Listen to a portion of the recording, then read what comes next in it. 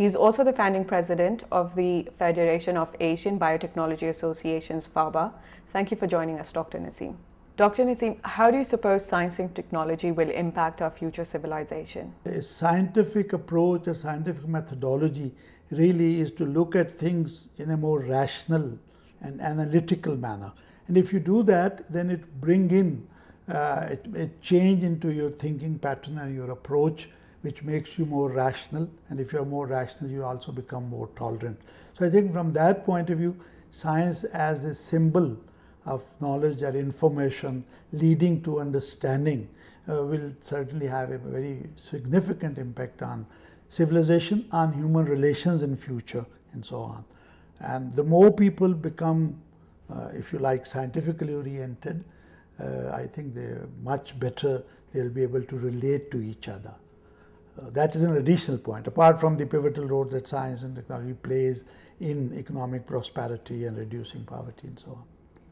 What role does innovation play in the Muslim world? If the Islamic world wishes to make progress, that they will have to be innovative. They will have to take new approaches rather than going by traditional path.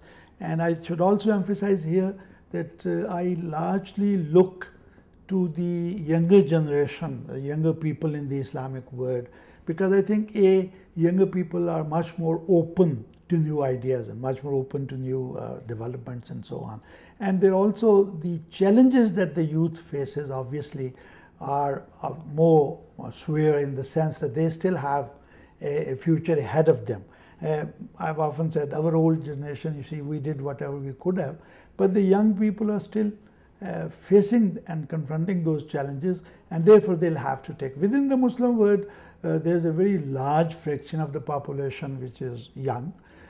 All they need is motivation and encouragement to think differently, to think in new ways and come up with both understanding of problems and a search for solutions to the problems that they face. In your opinion, why do you suppose there isn't much public debate over biotechnology and biosecurity? But my own feeling is that, you see, any debate, any discussion is the result of things that are highlighted either in the print or in the electronic media. If you talk about biotechnology, you talk about biosafety, biosecurity, which are some of the crucial issues. I mean, human health is one of the most precious assets of any society. So anything that can hurt human beings or even animals or plants in a given scenario are of crucial importance. But very little time is in fact spent or are devoted to discussions on these kind of issues. And I think therefore, my feeling is that this innovative journalism will provide an opportunity to people like yourself and your other colleagues in the media to have a fresh look and see what is it that is really critical and crucial that needs to be addressed. How do you see the Muslim world will play its role in the context of innovation journalism and biotechnology and security? Yeah, but I think the key issue is for the Muslim world firstly to become conscious and aware of these problems, and that is where a very strong awareness campaign, which I'm sure innovative journalism will take into consideration, is required.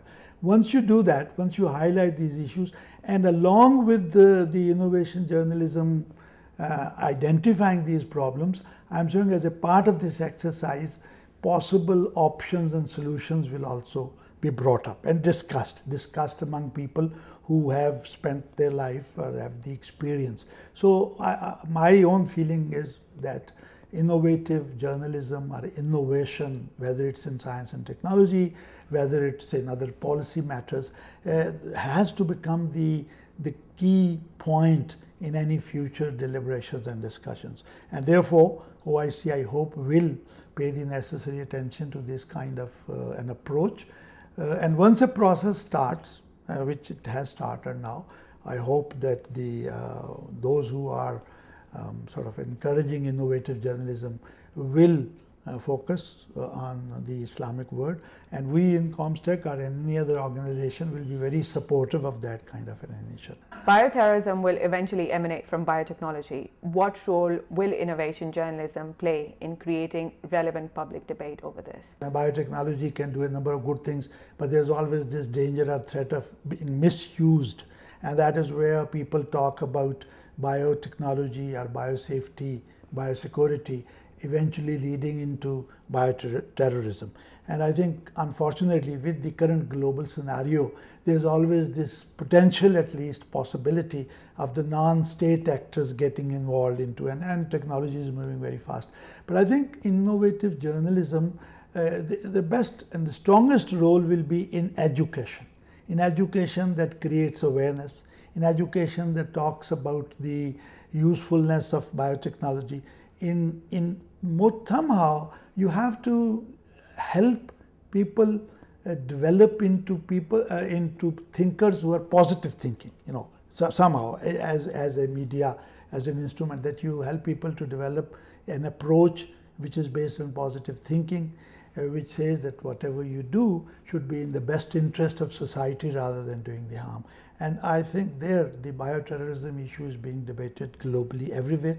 And from Pakistan's point of view, we always feel that our role is to create this necessary awareness and also try and fight this perception in general that Pakistan is there to create these dangers and threats and so on. And also, I just wanted to sort of check with you, what could be the possible impact on Pakistan? Well, in Pakistan, I think there is enough of a infrastructure here where we are trying. My own feeling is, the first thing is, and I often do this in the talks that I present, is to convey to people the reality of Pakistan. I always start by showing them a map and say, this is where we are located, that we are next to Afghanistan and China and Iran and India and so on and so forth. Not enough effort has been made both at the level of the government or even at the level of individuals to correct this perception or these misunderstandings at the global level. So you have to start with that, and then you have to make effort to have transparency and to have clearness of our own objectives. We are trying very hard to educate people on biosafety and biosecurity, on bioterrorism and its negative impacts. And in our universities, finally, in Quaid-e-Azam University, now they have started a program on dual use and so on, so that our younger generation knows what the potential is and how to avoid this. And